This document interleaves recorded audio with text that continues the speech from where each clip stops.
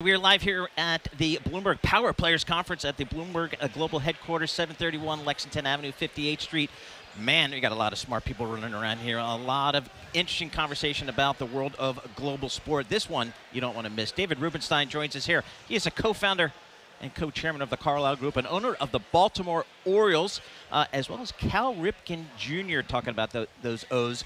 Baseball Hall of Famer, founder and partner of Ripken Baseball. Gentlemen, thanks so much for joining us here. We got a lot of sports people running around. We've been talking about women's basketball, women's soccer. Let's talk a little bit of Major League Baseball. You guys are up a game in the win column on my Yankees. It's going to be a great last few weeks of the year. David, I want to start with you here. You own the Orioles here. What are you doing? Why are you buying a sports franchise?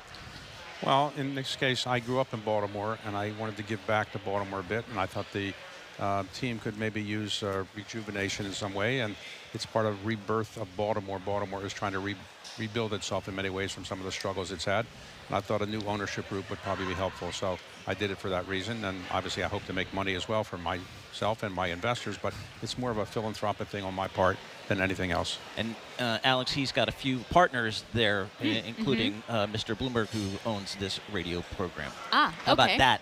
How about that? How about Circular that? forces. Exactly. All comes back together. Cal, talk to us about the Orioles. Boy, man, I'm a Yankees fan, so I'm looking at them every day. Man, they look good. Tell us about this team.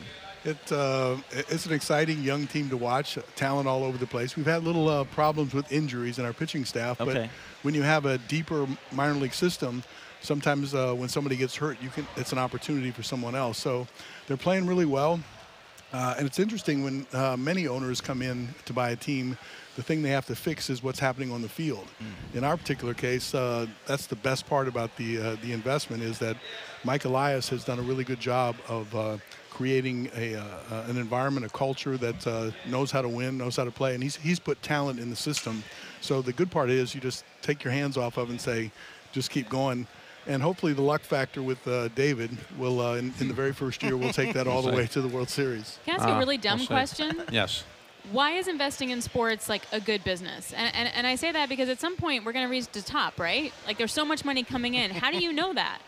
Well, over the last 10 or 15 years, it's been very difficult for somebody to buy a major league professional sport operation and lose money. People have made staggering sums. Now, of course, that tends to attract more money, and as you suggest, at some point there's always a peak. But right now, the interest in sports is so dynamic that the live television, despite your view and my view that live television should focus on interview shows, actually it focuses on live sports. And live sports is what's keeping television alive, really. So if you take a look at the NFL, for example, I think of the 45 or the 50 most watched television shows last year, 45 of them were NFL games. And now baseball sees a lot of people, has a lot of people watching as well. So there's a view that as the population increases and as other things seem to be less attractive, sports is still very, very attractive. And so the TV contracts are going up. And as a result, for example, the NBA just negotiated $77 billion worth of contracts. It's expected in 2 years that the NFL will top that number. So that's what is driving it. And also it's a global phenomenon. People now are buying sports teams not only in their own country, but everywhere in the world. And so it's really not just a U.S. phenomenon. So can I have a simple, all you have to do is to look at the health of sports is to look at the salaries of the players. Yeah. And I guess I've become one of those players saying, man, I wish I played in this era. It always goes up. I mean, I'm like everybody else. It's got to top out somewhere, yet it just keeps going higher. Cal, how has the game on the field changed? The kids today that you watch at Camden Yards, still, by the way, I would argue one of the best parks in Major League Baseball, 25 years on. But how's the game changed today versus when you played? Well, I mean, the analytics have taken over, and all the data and all the information. And I was an analytical player, and I took the data from, but there was no way that I was getting all the sort of data that you can get now. And the trick is, and this is the fun part about learning, the game hasn't changed much because the diamond's the same, the bases are the same, the mound's the same. The game is played the same way. But with all this influx of new data, teams feel that they have an advantage when they extract some of the data and then use that to help them play in the game. But the secret is, how do you give the data to a player to make him a better player? And that's the part that I'm having fun with, is learning what the data affects the philosophy of how you play the game. And that's changed. And positioning on the field, different old philosophies have kind of gone out the window because they've been proven not to be effective. So it's interesting to watch the game from that perspective, but it is all about the data, the numbers. They track everything that moves on that field. It's amazing, and that's AI, that's big data coming into sports. And Alix, I'm sure you know this, but let me just, Cal has, he has a little record out there. He played a lot of games in a row. He never took a day off, okay? Like, that is something that just, it'll never be broken now, so given the way it's I wish changed. I was wearing probes or something that could figure out how I could do that, because I'm asked all the time, how in the world you play all those games in a row, and I don't know. Well, I guess my question would be, with the analytics, that's never going to happen again. Not even going to get close. Well, I think they're predicting now, at least in a medical sort of way, when that you might be inclined to have an injury. Right. And so if they start to think that you might have an injury, then they put you on the list a little early, the injury list a little early, and they're looking at the long term as opposed to the short term. But I don't know if that's a good thing or bad thing. There's the one thing that's hard to measure is what's inside your heart. I mean, your guts and how you go about playing the game, how you compete. That's not measurable right now. And I think that's what drove me is when you're an everyday player, the definition of an everyday player when I played was every day. I had the body type in which to do it. I healed really well, and I could play through pain. And when you find out that you can play through being less than 100%, because I would argue that even if you play 140 games, you're still playing at less than 100%. Maybe the only time you're 100% is the first day of spring training. Right. And then you end up moving towards the year. So that's the hard part where that's not measurable. Yep. And I like to see players that push through and force themselves to play every game to I see, do too. To see how they do it. You don't see that too much anymore. Hey, David, and aside from the Orioles, you've got a day job here, co-founder and co-chairman of the Carlyle Group. Perfect time to ask you this question. I know you bought the Orioles as an individual, as part of a partnership. Right. Now private equity, the NFL has allowed private equity to come in as part ownership. What do you think about that? Well, Carlyle is one of the groups that's permitted, so I guess I am happy for it. Yes. I think that it was inevitable because the prices of NFL teams have gone up so much that it's very difficult to find somebody by himself or herself who can buy a team any longer. The last team that was sold, the Washington Commanders, went for $6 billion. It's a large amount of money.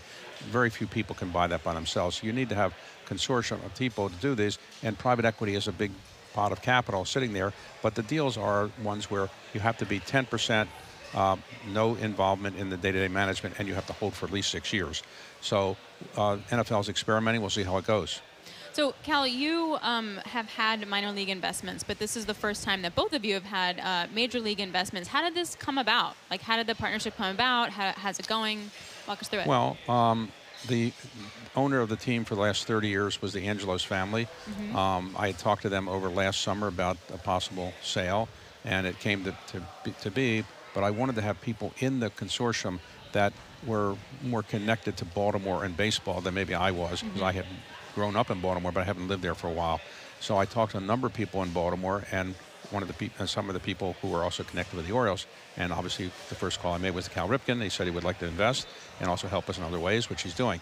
So I think it's worked out quite well, and win-win for Baltimore and for our And Cal, that was like team. a no-brainer for you? Picked up the call, you're like, yep, absolutely no-brainer. I felt like I've been an Oriole through and through my whole life. I mean, I grew up in and around the Baltimore area. My dad was in with the Orioles. The first 14 years of my life, he was a minor league manager. And then you have a dream to be a player. You get drafted by the team you want to get drafted by. You play your whole career with that team. So I know that I went off for a little while, and you buy minor league teams, you learn about business in other ways. You put your head down. You don't pay much attention to what's happening at the Orioles. But when David called, it was an opportunity to get back in, to look at it from the inside, looking out. And I'm really surprised that I'm way into it now. I used to think the whole world revolved around baseball, and then you get out and you realize it doesn't. But then now it seems like the world revolves around baseball again. Of course. And to put it in context for those who don't know the record, Lou Gehrig played in 2,130 consecutive games. People thought that was the unbreakable record. Cal Ripken did 2,632 games over 17 years, not missing one day. And all of us who work day-to-day for a living in non-athletic things, can you imagine going to work 17 years in a row without missing a day? Exactly. Yeah. Cal, what do you think the Orioles need to work on over the next couple of years here? Again, I'm looking at the record. The record is great. What do you think they need to work on? Is it minor league? Is it? No. We have a minor league that's stocked with talent, and you can only. I mean, if you develop 3 shortstops in the minor leagues, you can only play one of them. Yep. So many times the talent that you have in the minor leagues is used to trade to get the pieces that you need at the big league level, and the Orioles are in good position for that.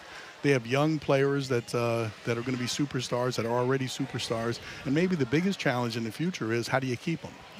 Yeah, exactly. I mean, no salary cap here, so it's tough, like you pay 'em, tough right? to keep the star players, right? Yes, unlike football or basketball, there's no salary cap in professional baseball, so you can get contracts that are as high as $700 million. And so it's hard for smaller cities to compete in that domain somewhat. All right, we'll have to see how that plays out. Really appreciate you two gentlemen stopping by. David Rubenstein, he's a co-founder and co-chairman of the Carlyle Group. He's now the owner of the Baltimore Orioles. And Cal Ripken Jr., the Cal Ripken Jr., Baseball Hall of Famer, founder and partner of Ripken Baseball. Appreciate you two gentlemen taking a couple minutes of your time to stop by here at our Bloomberg Sports Power Conference.